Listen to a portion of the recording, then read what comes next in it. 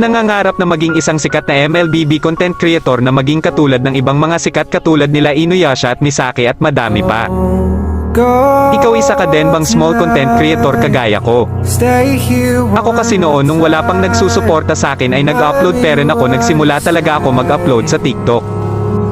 Alam nyo ba kahit 5 views lang ang video ko ay natutuwa pa rin ako kasi may nanonood sa akin. At kahit pa man ganun ay hindi pa rin ako tumigil sa pag-upload kahit na pangit ang video na ina-upload ko. Lagi kong iniisip na kung may pag-asa ba ako na maging katulad ng mga sikat na content creator.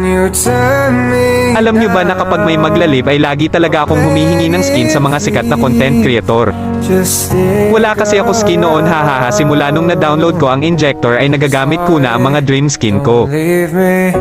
Nung umalis si mama at pumunta ng Manila para doon magtrabaho, doon ko naisipan na ay kwento ang buhay ko sa Facebook at sa TikTok.